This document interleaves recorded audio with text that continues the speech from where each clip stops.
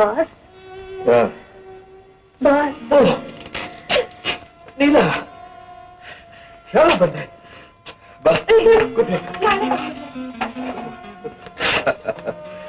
ಚೆನ್ನಾಗಿದೆಯೇನಿಲ್ಲ ರಾಮಯ್ಯ ಬಾಯ್ರಿ ಯಾರು ಬಂದಿದ್ದಾರೆ ನೋಡು ಚೆನ್ನಾಗಿದೆಯೇನಿಲ್ಲ ಚೆನ್ನಾಗಿದ್ದೇನೆ ರಾಮಯ್ಯ ನೀನು ಬಂದಿದ್ದು ತುಂಬಾ ಸಂತೋಷ ಏನಿಲ್ಲ ಎಷ್ಟು ದಿವಸ ಆಯ್ತು ನಮ್ಮನ್ನು ನೋಡಿ ಅವೆಲ್ಲ ಆಮೇಲೆ ಮಾತನಾಡೋಣ ಇವಾಗ ನೀನೇನು ಊಟ ಮಾಡ್ತೀಯೋ ಅಥವಾ ಟಿಫಿನ್ ತಗೋತೀಯೋ ನಾನ್ ದಿನ ಊಟ ಮಾಡ್ತಿರೋದು ನೀವಿಟ್ಟು ಭಿಕ್ಷೆ ತಾನೆ ಅದೆಲ್ಲ ನಾನು ನಿನ್ ಕೇಳಿದ್ದು ನೀನೀಗ ಈ ಮನೆ ಗೆಸ್ಟ್ ಹೌದೌದು ಇಷ್ಟು ದೂರದಿಂದ ಬಂದ್ಮೇಲೆ ಸುಮ್ಮನೆ ಇರಕ್ಕಾಗತ್ತೇನು ಹಸು ಅಂದ್ರೆ ಹಸು ಹೊಟ್ಟೆ ತುಂಬಾ ಊಟ ಮಾಡ್ಕೊಂಡು ಇಲ್ಲಿಂದ ಕದ್ಲದು ಗುಡ್ ಗುಡ್ ರಾಮಯ್ಯ ಹೋಗಿ ಫಸ್ಟ್ ಕ್ಲಾಸ್ ಬಿಸಿ ಬಿಸಿಯಾಗಿ ಅಡಿಗೆ ಮಾಡ್ಬಿಡ ಹೌದು ಮತ್ತೆ ಸಮಾಚಾರ ಬುದ್ಧಿ ಓದಿಸಿ ಬರ್ತೀರಾ ಒಂದ್ ನಿಮಿಷ ಬಂದ್ಬಿಡ್ತೀನಿ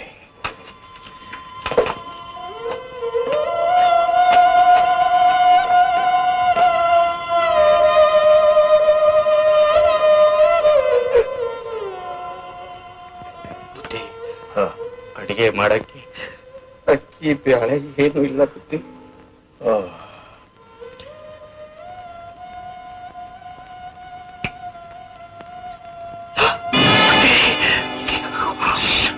ಹೇಳ್ದಷ್ಟೇ ಕೆಲಸ ಮಾಡು ಹೋಗು ಬೇಗ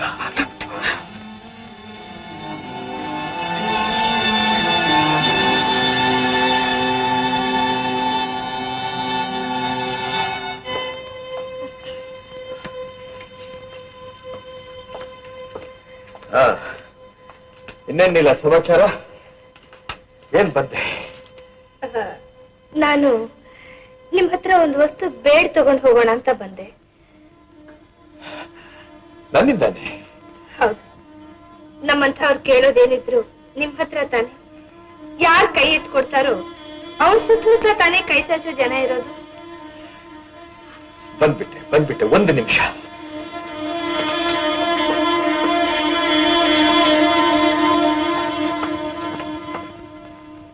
ಪ್ರಭು ಪ್ರಭು ಕಸ್ತೂರಿ ನಿವಾಸದ ವಂಶದವರಲ್ಲಿ ಇದುವರೆಗೆ ಯಾರಿಗೂ ಏನೂ ಇಲ್ಲ ಅಂತವರಲ್ಲ ಈಗ ನೀಲ ನನ್ನನ್ನು ಏನೋ ಕೇಳೋದಕ್ಕೆ ಬಂದಿದ್ದಾಳೆ ನನಗೇನು ದಿಕ್ಕು ತೋಚದೆ ನಿನ್ನ ಹತ್ರ ಬಂದಿದ್ದೀನಿ ಅವಳೇನೇ ಕೇಳಿದ್ರು ನನ್ನಲ್ಲಿರೋದನ್ನ ಮಾತ್ರ ಕೇಳೋ ಹಾಗೆ ಮಾಡು ಪ್ರಭು ಇದಿಷ್ಟೇ ನಾನು ನಿನ್ನ ಬೇಡ್ಕೊಳ್ಳೋದು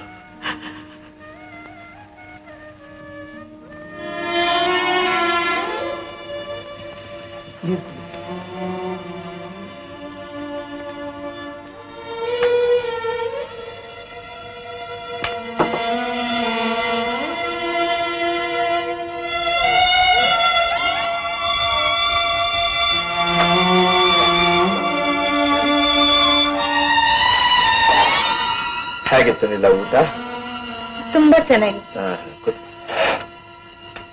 ಈಗ ಹೇಳು ಅದೇನೋ ಬೇಕು ಅಂದಿಲ್ಲ ರಾಣಿ ಹೊರಟೋದ್ಲು ಈಗ ಆ ವಿಷಯ ಎಲ್ಲ ಯಾಕೆ ಜ್ಞಾಪಿಸ್ತೀಯ ಈಗ ನನ್ನ ಎರಡನೇ ಮಗು ಅದಕ್ಕೂ ಮೈ ಹುಷಾರಾಗಿಲ್ಲ ಯಾಕೆ ಜ್ವರ ಬಂದು ಮಲಗ್ಬಿಟ್ಟಿದೆ ಸ್ನಾನ ಕೂಡ ಸರಿಯಾಗಿಲ್ಲ ಸನ್ನಿ ಬಂದು ಏನೇನೋ ಮಾತಾಡುತ್ತೆ ಡಾಕ್ಟರ್ ತೋರಿಸಲಿಲ್ಲ ಅವನೇ ಹೇಳ್ತ ಚಂದ್ರು ಅವ್ರ ವಿಷಯ ನಿಮ್ಗೆ ಗೊತ್ತಿಲ್ವೇನು ನೀವು ಕಸ್ತೂರಿ ನಿವಾಸ ಬಿಟ್ಟ ಮೇಲೆ ಅವ್ರ ಗಡ್ಡ ಬಿಟ್ಕೊಂಡು ಒಂಥರ ಸನ್ಯಾಸ ಆಗೋಗ್ಬಿಟ್ರು ಹೇಳಲಿಲ್ಲ ಈಗ ನನ್ನಿಂದೇನಾಗ್ಬೇಕು ನಿನ್ ಮಗುಗೋಸ್ಕರ ಬೇಕಾದ ಪ್ರಾಣ ಕೊಡೋದಕ್ಕೂ ಸಿದ್ಧವಾಗಿದ್ದೀನಿ ನೀವಿಂಥ ಧಾರಾಳವಾದ ಮನಸ್ಸಿನವರು ಅಂತ ತಾನೇ ಬಂದಿದ್ದು ನೀವು ನನ್ನ ಮದುವೆಯಲ್ಲಿ ಒಂದು ಚಿನ್ನದ ಪಾರವಾಳೆ ಕೊಟ್ಟಿದ್ರಿ ಜ್ಞಾಪಕ ಇದೆಯೇ ಹೌದು ಯಾವಾಗ್ಲೂ ಅದನ್ನಿಟ್ಕೊಂಡೇ ಇವನು ಆಡ್ತಾ ಇದ್ದ ಈಗ ಜ್ವರ ಬಂದ್ಮೇಲೆ ದೊಡ್ಡಪ್ಪನ ಹತ್ರ ಇರೋ ನಿಜವಾದ ಪಾರವಾಳ ತಂದ್ಕೊಡು ಅಂತ ಹಠ ಮಾಡ್ತಿದ್ದ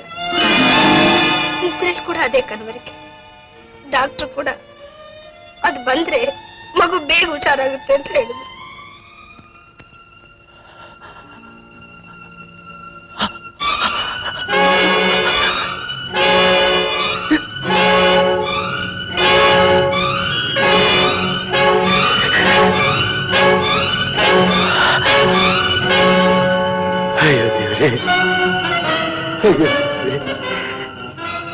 ಜೀವನದಲ್ಲಿ ನಂದು ಅಂತ ಇದ್ದದ್ದನ್ನೆಲ್ಲ ಒಂದೊಂದಾಗಿ ಕಿತ್ಕೊಂಡ್ಬಿಟ್ಟೆ.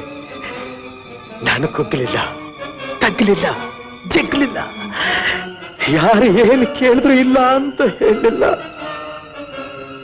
ಈಗ ಈಗ ಕಡೆಗೆ ನನ್ನ ಬಾಯಿನಲ್ಲಿ ಇಲ್ಲ ಅಂತ ಹೇಳಿಸೋದಕ್ಕೋಸ್ಕರ ನನ್ನ ಇಲ್ಲಿಯವರೆಗೂ ಜೀವಂತವಾಗಿಟ್ಟಿದ್ದೀಯಾ ಪ್ರಭು.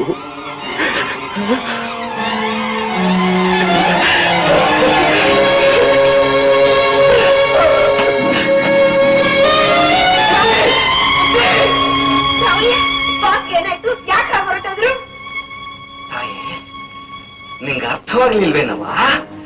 ಇಲ್ಲಿ ಗಂಟ ಕುಂತ್ಕೊಂಡ್ ತಿಂಡಿಯಲ್ಲ ರುಚಿ ಆಗದೆ ಅಂತಂದ್ಯಲ್ಲ, ಅದೇ ಪಾರ್ವಾಳ ನಾ ಮಾರಿ ಬಂದು ದುಡ್ಡಾಗಿ ಮಾಡಿದ್ದು ಕಣವ. ಅವ್ವ, ನೀ ಚಂದಾಗಿರ್ಬೇಕು, ನಿಜವಾಗ್ಲೂ ಚಂದಾಗಿರ್ಬೇಕು. ನಮ್ ದಣಿ ಇಬ್ರು ಅನಾಥರು ಹಾಕಿದ್ರು, ನಿಮ್ಮನ್ನ ಚಂದ್ರಪ್ಪನ್ನ ಕೇಳ್ದಂಗ್ ಕೊಟ್ರು, ಬೇಕಾದಂಗ್ ಮಾಡಿದ್ರು. ಅವ್ರಕ್ಕೆ ಒಳ್ಳೆ ಬಹುಮಾನ ಕೊಟ್ರಿ. ಮನೆ ಕಸ್ಕೊಂಡ್ರಿ, ಹಣ ಕಸ್ಕೊಂಡ್ರಿ, ಅಂತ ಕಸ್ಕೊಂಡ್ರಿ, ಮೇಲ್ ಪದವಿ ಕಸ್ಕೊಂಡ್ರಿ, ಕಡೆ ಉಳಿದಿದ್ದು ಪಾರವಾಡ ಕಸ್ಕೊಳ್ಳಕ್ಕೂ ಬಂದ್ಬಿಟ್ರಿ. ಸಮಾಧಾನ ಆಯ್ತೇನವ? ಹೋಗವ, ಇನ್ನು ಅವರಿಂದ ಏನೇನು ಕಸ್ಕೋಬೇಕು ಅಂತೀನಿ. ಹೋಗವ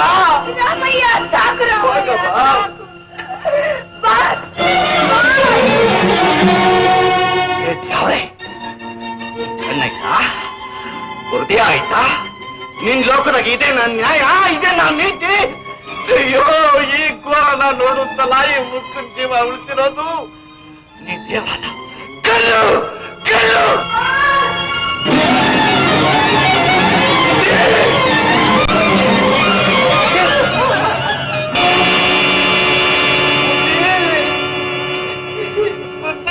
ಮುದುಕನ್ ಬಿಟ್ಟು ಹೊಂಟೆ ಹೋದ್ರು.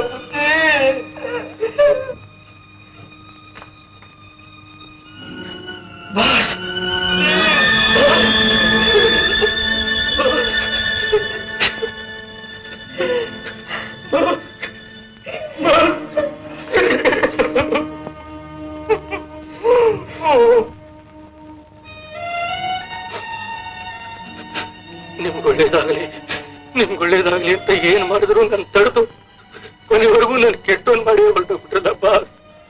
ಇದು ನ್ಯಾಯನ? ಇದು ಧರ್ಮನ ಬಾಸ್? ಗೊತ್ತಿರೋವರೆಗೂ ನನ್ ತಡೆದ್ರಿ, ನನ್ನ ಕೃತಜ್ಞ ಅನ್ಸಿದ್ರಿ. ಈಗೇನ್ ಮಾಡ್ತೀರಾ? ನನ್ನ ಸರ್ವಸ್ವನು ಮಾರಿ ಗೌರೀಶಂಕರದ ಉದ್ದಕ್ಕೂ ಹೂವಿನ ತೇರು ಮಾಡಿಸ್ತೀನಿ. ಇಂಥ ಮಹಾದಾನಿ ಇದ್ದ, ಹೀಗ್ ವಾದ ಅಂತ ಊರಲ್ಲೆಲ್ಲ ಮೆರವಣಿಗೆ ಮಾಡಿ ಎಲ್ರಿಗೂ ಗೊತ್ತಾಗ ಮಾಡ್ತೀನಿ. ಇಲ್ಲ ಚಂದ್ರಪ್ಪ, ಹಂಗ್ ಮಾಡೋ ಹಂಗಿಲ್ಲ. ಇದ್ರಾಗಿರೋ ಕಾಗದ ತೆಗೆದು ನೋಡಿ, ಎಲ್ಲ ಗೊತ್ತಾಯ್ತದೆ.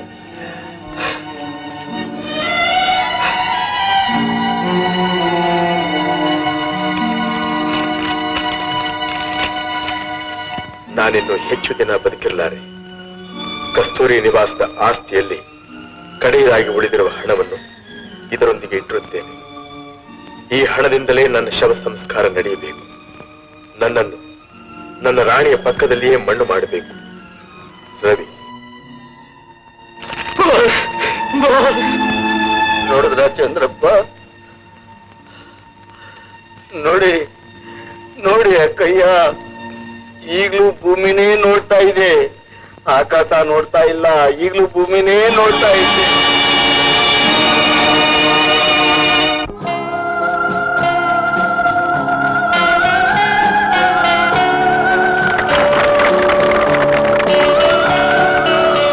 ಬಂಧುಗಳೇ, ಹಿರಿಯ ಮನೆತನದಲ್ಲಿ ಹುಟ್ಟಿ ಹಿರಿತನದಲ್ಲಿಯೇ ನಡೆದು ಹಿರಿಯ ವ್ಯಕ್ತಿಯಾಗಿ ಬಾಳಿ ನಮ್ಮಿಂದ ಕಣ್ಮರೆಯಾದ ಶ್ರೀ ರವಿಯವರ ಜ್ಞಾಪಕಾರ್ಥವಾಗಿ ನನ್ನ ಸರ್ವಸ್ವವನ್ನು ಕಸ್ತೂರಿ ನಿವಾಸದ ಟ್ರಸ್ಟ್ ಅನ್ನಾಗಿ ಮಾಡಿ ಎಲ್ಲ ದಾನ ಧರ್ಮಗಳನ್ನು ಅವರ ಹೆಸರಿನಲ್ಲೇ ನಡೆಸಬೇಕೆಂಬುದೇ ನನ್ನ ಆಸೆ.